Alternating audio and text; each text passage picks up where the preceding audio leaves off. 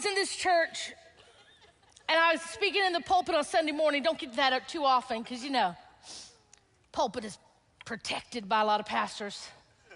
But this church let me speak on Sunday morning and how to minister to singles, because I was there to teach married people about singleness, to not be afraid of us.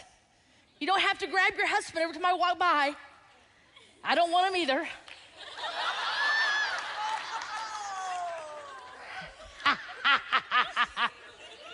People ask me sometimes, Kris, do you feel called to be single? And I said, well, I feel called to be single till God moves me somewhere else. They said, have you ever wanted to be married? And I said, well, have you ever wanted to be divorced? They said, Kris, you seem to be a little picky. I go, yeah, I see what you married. I'm very picky. I don't mind being called that. I don't mind, because, you know, thank God I did not get all that I've ever asked for from God. Amen? Oh, my goodness.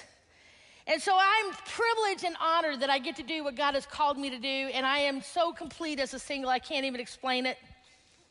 I was at this church, and I was in the pulpit, and I just wanted to prove something to everybody about singleness. So I had everybody in the church that was not married over the age of 18 to stand up. And there was a pretty good group of people. The church was about 600-700 in size, so there was about, you know, a couple hundred people stood up.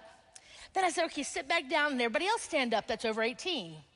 I said, now if you yourself have a child that's over 18 that's not married, sit down. People sat down. If you have a parent that's not married anymore, sit down. They sat down. If you have a cousin, a nephew, a niece, a neighbor, somebody you work with, sit down. Eventually, almost everybody sat down, except for this one old lady. It's like, what is her deal? She's messing up my thing. Because my point was to show, I was going to then ask the people who lead singles ministry to stand up, and there'd be like one woman. To show that singles ministry, singleness affects everybody. But how there's not enough workers to minister to them. But she was messing it up. She wouldn't sit down. And I'm kind of like, I don't know what to do, because, you know, the pastor let me have the pulpit this morning, and I don't want him to regret it. And I don't know what to do, so I decided to come down and talk to her. I said, well, hi. I said, what's your name? And she said, Betty.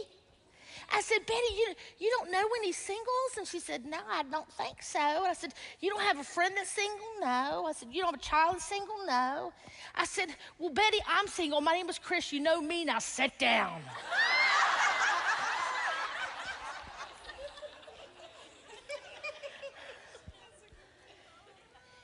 But I do this where I travel just to show the ministry up to singles, to show the value and the importance of who we are.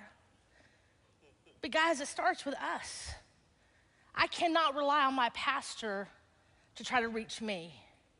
I can't rely on the deacons and the elders and the people who are the leadership of the church, et cetera, to try to reach me. I have to have some responsibility on my part. I have to be willing to jump in, see where God is working, and jump in and serve. I can't sit around boo-hooing because my pastor forgets to mention me. Yes, I want my pastor to mention me. Yes, I want him to be reminded of the value of singles in the Bible, because they're throughout the whole Bible, including Jesus. But am I representing singleness in a positive way? Do my married friends look at me as, oh, here comes Kris. She's always looking. She'll ask you if you know anybody.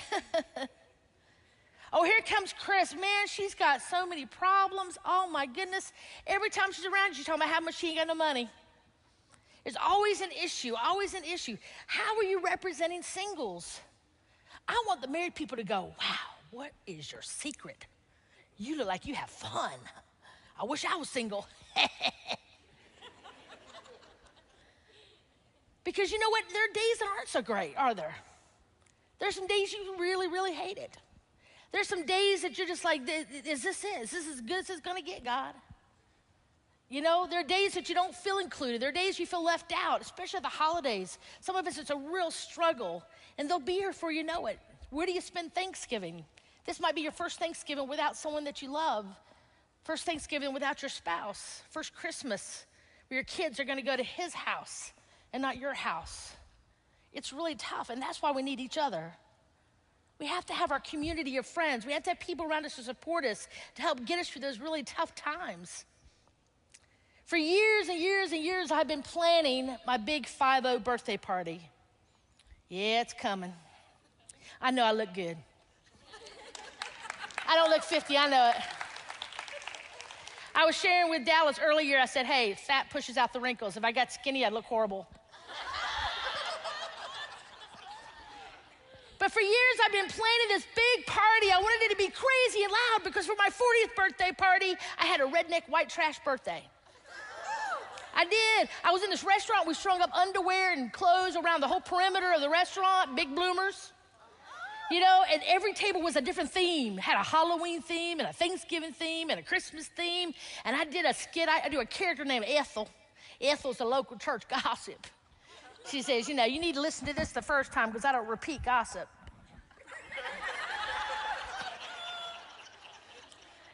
So I did some of my characters, and we had this great, had about 100 people come, and it was crazy, and it was fun. And I said, boy, for my 50th, I'm gonna have a single shower. That's what I'm gonna do. I'm gonna have a single shower, and I'm gonna get back all that stuff I've given away for all them baby showers and wedding showers. Wouldn't that be cool? You know, I'm thinking, how much money have I spent on other people's kids and weddings? Shouldn't I deserve to have a single shower? I need a toaster, you know? I need some china that I'm never gonna use, you know? I need one of those, whatever that is, that you get out of the box and go, I don't know what this is. I guess I needed it, right? You know, and I thought, I'll have this big birthday party, and then I'll invite all these people, and then I'll have people register at Lowe's and at Home Depot. And I'm not joking, that was my plan. And then I got spiritual. I said, well, I guess I could register for things that maybe I could give the local shelter.